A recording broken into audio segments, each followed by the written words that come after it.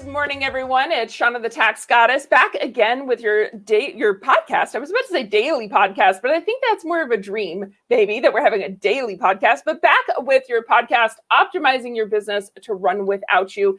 And today I am super thrilled because we have a brilliant actual ninja guest with us today. So Keith, welcome. Thank you, Shauna. Good to see you this morning. You too. We're so happy to have you.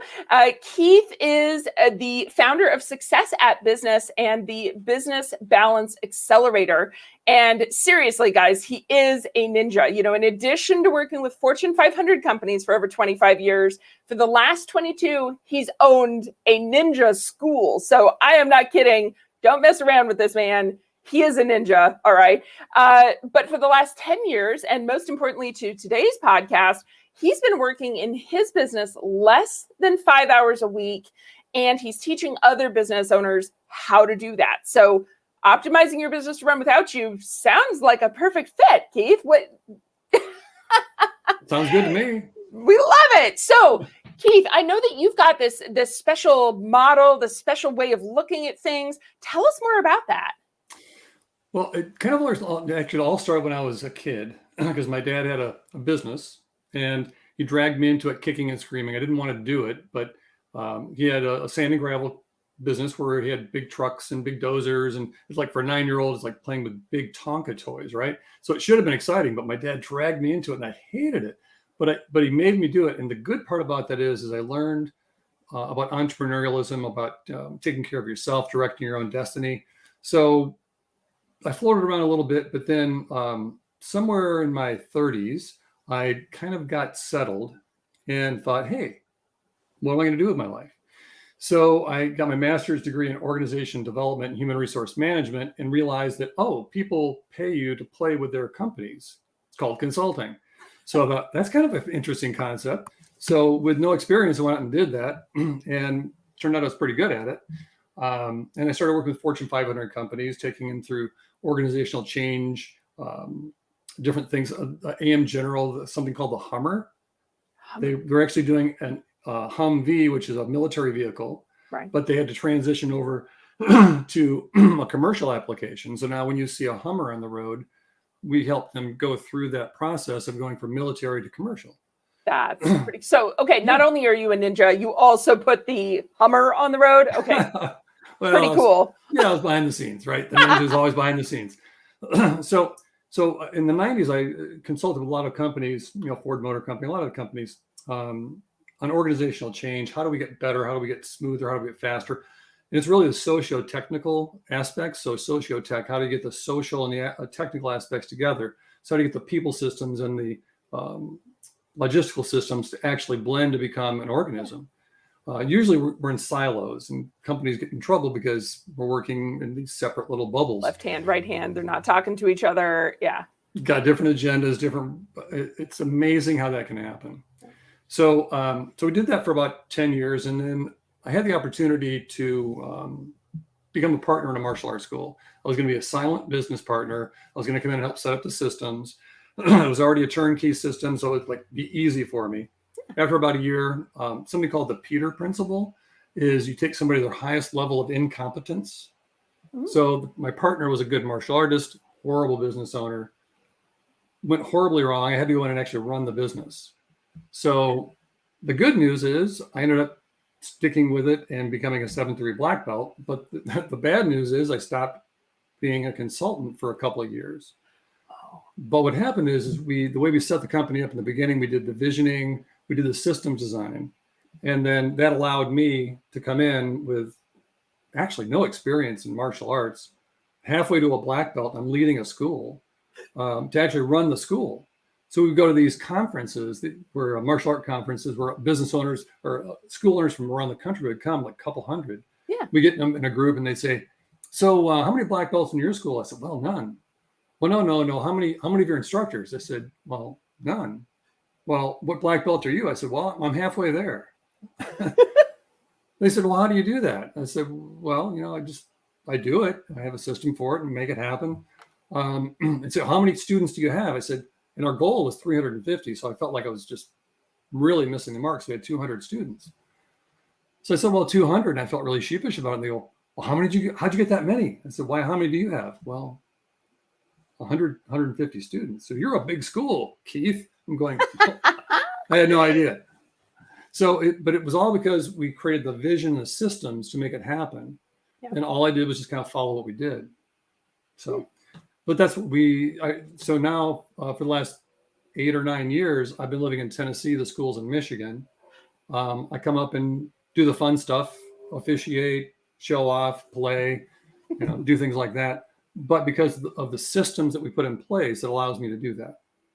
And so, I mean, I think I've heard you say the word system about 50 times in the past 5 minutes. So system. Got it. Yep.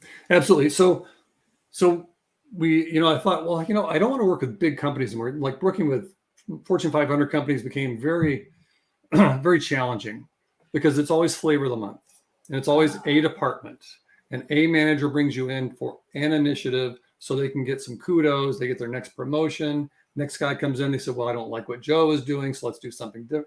And people get used to that. And I'd spend the first 3 weeks just proving to them that, hey, I'm here to try and help.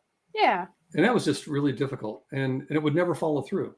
When it feels like it would be a little bit heartbreaking. Oh, like you're putting in, here's the system. I've built this. I've done this. Use the system. And then it gets pitched out, baby with the bathwater kind of thing. And actually, I'm not building systems. So there's two kind of consultants. Okay. There's a prescriptive consultant and a consultative consultant. Okay. Prescriptive consultants has their boilerplate, their template. Say, here, I'm going to bring this and put it on your business. Okay. I think those have limited success rates. Yeah. A consultative consultant comes in and says, okay, look, here, I know some techniques, I know some tools, I know some ways of looking at your business and ways of getting you to talk about your business. So let's talk about to you and say, what are you doing well that's working? How are you getting in your own way? Where are the bottlenecks? Where are the inefficiencies? And then let's talk to you about how do you redesign your company so you can all work together to make it better. Very cool. Well, okay, go ahead. No, I was just going to say that's the only way to do it. What you were just about to say. I mean, really, how can you possibly assume that any company is the same? Our listeners hear me talk about tax strategy from that standpoint all the time. Two couples, you might have married husband, wife with 2 kids each, still a completely different tax situation every time. So you can't come in and just drop in a system. It makes total sense to me that you'd have to modify that. You're going to have to look at how can we make your system stronger, better, whatever it is. Yeah. But people are resistant to that. I mean, it would be easy for me to say, hey, I've got my way of doing it. Let me teach you to do this. Put this in place, put this in place, put this in place. And it would be very easy for me to do that and feel good about that, but it's very hard for you to accept it and make it happen. But on the other side, the client, they would rather have you say, tell me what to do. Right. So I really hate to use the comparison, but it's like a parent and a child. A child would say, just tell me what to do, or I just want to tell you what to do as a parent. But if you're not teaching the child to learn. So if you can come in and help people learn some theory, some techniques, some tools, then say, okay, let's learn to talk to each other and let's start doing some root cause analysis and let's see what's working and not working. Now, this can all be systemized, documented, and replicated, and then made more efficient over time. Love it. Love it. When speaking of tools and techniques, you were showing me this awesome circular. So explain ideas here. Give us your top 3 tools, techniques, system, thought patterns, whatever that you think is most important for a business owner who's listening today. Sure. So when I work with people, I take them through basically just 6 steps. Now they take a while to make it to happen, but they're just 6 steps. Okay. So 3 of the main problems I hear from business owners are, my business is running my life. So they started out to have a business, and a business is something you own. It's not something that owns you. So should be the definition of a business is something you own, but most people have built themselves a job. Exactly. So that's the way I've looked at it. Exactly right. So they've built a job and they've got the worst boss in the world. Themselves. Yes. Exactly. So So the business is running their life, and that's the biggest problem for them initially. But also they're looking at their income, their growth. So my income is stuck, or it's actually going backwards. Especially in the pandemic, a lot of people went backwards. Right. So so that's the next biggest problem: is my business isn't growing; it's actually shrinking. The third the problem is, I've got people that work for me, but I can't trust them to do what they need to do. They either don't do it, don't get it done well, and I usually have to go back and fix what they didn't do, or yell at somebody because they didn't do it to make it happen. So those are the three biggest problems, and they're all like a Venn diagram. They're all connected and affect each other. So instead of having a business that runs your life, most people want to be free to do what you want to do, go to your family, do what you want to do in your business, pick the parts that you really enjoy doing, and just do those, or don't be there at all. Now, if you can do that, you own a business that's an asset. It's not a liability. Yep. And a couple of ways I start to help people with that is, if your business is running your life, that means you're not the master of your time. So the first thing people need to do is start to master your time. So there's a few tools that we start using to say, okay, what do I want my life to look like, visioning, and then say, okay, now how can I create the time slots to make that happen? So it's about bunching up your work to get certain things done at a certain time. There's some, it goes back to old manufacturing techniques, statistical process control, but now it's in the development field, IT field. It's called Scrum. It's called Agile.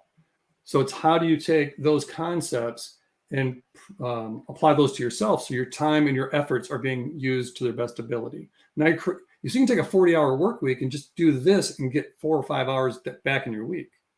And so can you give us an example of one of the most common problem areas with time that you've seen, like that would give somebody maybe 4 or 5 hours? If you look at this one particular thing, what's going to give me back an hour? Right. Well, as a business owner, you feel like, most people feel like they have to make sure everything gets done, which means you're multitasking, which means you can't focus on one thing. Yeah. So imagine you've got 3 projects that need to be done, and they'll take about a month to do. Okay. So you got project A, B, and C. So during the course of a day, you'll work a few minutes on A, a few minutes on B and C, and then go back to A, B, C, A, B, C. So part of the psychology of the brain is it takes about 5 minutes for your brain to actually settle into a task. It's because you're thinking about the last thing, thinking about the next thing, trying to figure out where you were. So it's 5 minutes that are lost just in doing that. Yeah. But then after about 40 or 45 minutes, the brain loses its ability to focus. So anything after that, you're starting to get less productive. Okay. So if you can take 50-minute work blocks and say, I'm going to work on task A, and just work on task A, then it's going to take 5 minutes to get into it. But then you got 45 minutes of really solid work, and then do something totally different. It's also called the Pomodoro Technique. You can look that up. I was just about to say, I've heard this a lot, especially with email, right? Where, people they have that little notification window that pops up on the bottom of your screen. It's terribly distracting, right? Because your eye automatically goes to, oh, look, there's a pop-up, there's a thing, there's something happening, right? Yep. Versus if you say, listen, I only check emails at 2:00 every day. Yep. From 2 to 2:30. And that's it. Got it. And if you know what you want your life to look like, which is part of the visioning process, then you can say, okay, I know what my life wants to look like. I know what my business needs to look like, so my life can reflect that. Got it. So now you can start compartmentalizing things, documenting things, start locking your door. So, hey, don't call me, don't knock on my door. Fix the problem. You're well equipped to fix it. If you're not, write down and we'll find out how to fix it later. But that will give you back time, but you're getting some real work done. You'll get your projects done faster, and your sanity starts to come back. But you can gain 4 hours a week just by doing this. And I'm really, what's going through the back of my mind is that for a lot of business owners, right, they've been so involved in the day-to-day, right, that I'm going to almost call it, they've forgotten what it might even look like to not be that involved, right? Yeah. So it almost kind of sounds like figuring out what you want in the first place. Definitely step one, because as you're saying, you need to know that to be able to build these systems. But that might be one of the hardest pieces for a business owner? Because I believe that most business owners are pretty smart. Otherwise, you wouldn't generally be successful, right? I mean, you're a smart cookie one way or the other. But if you don't have the goal that you're shooting for, what you want your life to look like, it's hard to figure out what patterns to put into place. Absolutely. How do you, let's go on a vacation. Where do you want to go? I don't know. Let's just go someplace. Well, okay. It's never going to happen. What kind of vacation is that? That could be a really exciting vacation. Yeah. But what if you say, okay, look, I've just been pounding it. My brain is just overloaded. Do you want to go someplace that's going to overload it more? Or do you want to go to the beach? Do you want to go to the woods? Do you actually want to go someplace that's going to be stimulating and actually take you someplace else? Yeah. But if you don't know where you want to go and what that experience looks like, then how can you actually get what you want? Otherwise, you're getting what other people want your life to look like. And there we go. So I want my life to look like this. My business needs to bring me this much money, this much time. It needs to bring me this much creativity. So great. So now you know what it looks like. Let's create a business that looks like that. Okay. So it starts there. I love it. All right. So create the image, create the vision, the picture, whatever that is that looks like. And what I'm hearing is you probably want it to be pretty specific, right? I want to have 2-hour lunches every day of the week to be able to take my dogs on a walk and play with my son, whatever that is. Yeah, that'd be great. It could be more general than that, but it needs to be specific enough where if somebody said, here's a good vision is like this. When you think about your vision, you should be able to see it, smell it, taste it, hear it, touch it. And have you ever been to an exciting movie and there's a car chase? All of a sudden your hands start sweating. Yeah. And you start breathing faster. That's because it's a lived experience. So I gotta be careful about watching what you watch because it becomes a lived experience. Your brain doesn't know the difference between reality and what it sees. So you got to be careful what you put in your mind. So now if you create this vision and it creates this feeling in your body, this experience, you've already lived your future. Now you just have to let it catch up to you. Okay. All right. Kind of cool. I like it. Kind of a cool thing. Visioning. I'm digging it. And we're definitely going to have you back, Keith, because we've talked about part 1. Okay. So give us teasers for part 2 and part 3, these 2 other sections, because there's 3 main sections, right? Or 6 questions, 3 main sections. Give us some teasers for the next 2 sections. Okay. Well, the 3 parts, I call it initiate, calibrate, and delegate, accelerate. So initiate. How do I want the thing to start? So we just talked some about those. There's a lot more to it, but something about that. But now you have it, you know what you want. Let's calibrate what that looks like. So how many, what income do you want? Okay, great. I want to have $1 million income per year. Is that personal? Is that gross for your business? So, okay, great. So in order to do that, what business am I in? So I'm in the client serving business. So I know how many clients I need to have in that time. So I know how many in the course of a month. I know in the course of a week. So how many calls do I have to have? Okay, so from those calls, how many leads do I need to get? Okay, so from those, so you just break it down, and whatever your business is, it's the same thing. How many widgets do you want to sell? How many customers do you want to have? So you need to calibrate those, but you have to know what it is, but also you have to create the systems to deliver that result. So how do I get the leads? How do I deliver the result to the customer? How do I track the money?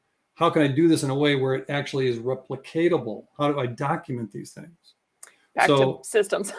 Yeah, back to systems. So that's the middle part, right? The systems is all this calibrate part.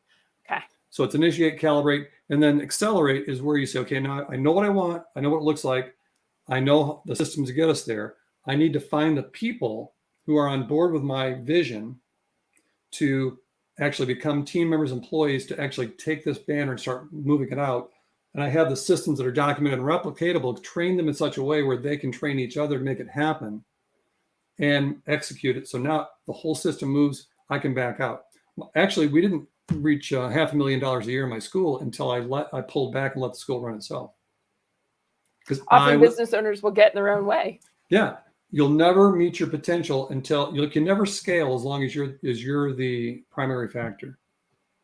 There you go. You have to get you out of the mix.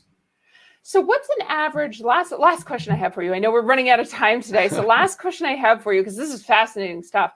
when you come into a business where the business owner is, listen, I'm not sleeping, I'm doing all the work, I can't trust anyone, all of these issues, what is the average length of time to go from my world is exploded, help me, to, oh my goodness, I actually have Friday afternoon free? Like, what does that look like? Well, it depends on the company, but I have a 6-week program to take people through. And the goal for that 6-week program is to get 15 hours of your life back by the end of 6 weeks. So if you're working 40, how do you get a fourth of that back? If you're working 50, how do you get like 20% of that back? So 15 hours a week, what would you do? What could you do if you had 15 hours either to go someplace and have fun with your family or yourself, work on your own self-development, or actually work on things that could scale and grow your business? I love it. So, and then at the end of that 6 weeks, the goal is to get your 15 hours back, plus have a lot of these visioning done, a lot of the systems designed out so you can start doing the work, and then start training your people. That's the goal. We love goals, especially clear, precise, visioned with the image, sight, sound, taste, feel. What was the last one? So you can hear it, see it, smell it, taste it, touch it. all the stuff. I love it. Okay. Yeah. All right, guys. So we're definitely going to, if Keith will come back, we would love to have Keith back on another event here so he can go into a little more detail for us on our podcast. But if you would like 15 hours back in your life, I'm sitting here going, Keith, we got to talk. If you'd like 15 hours back in your life, Keith would love to help you get more freedom, have more meaning, make more money from your business. So search Facebook for the Business Balance Accelerator. Actually, they can go to successatbusiness.com/futureproof. Futureproof. Okay. Yep. Yeah, because we're trying to future-proof your business. I love it. So do me a favor, say it one more time. Go ahead. Successatbusiness.com. Okay. /futureproof. And there's an ebook that talks about leadership style, but also it talks about this model. Love it. Keith, you are a wealth of knowledge and a ninja to boot. So don't piss off Keith, but he can come in and ninja your business and help you get those 15 hours back. So guys, thank you so much, Keith, for coming today, for coming here and bringing this knowledge to our audience. We're going to see Tax Goddess. We'll see if we can convince Keith to come back and give us some more knowledge. So in the meantime, everybody have a wonderful week. We hope, as always, that this brought you value. And if you have any questions, don't hesitate to reach out to Keith at his website. We've got the banner down here below, but say it one more time, Keith. Successatbusiness.com /futureproof. /futureproof. And of course, you can reach out to us at taxgoddess.com. So thanks so much, everybody. Have a wonderful day, and we'll talk to you later. Thanks. Thank you. Bye.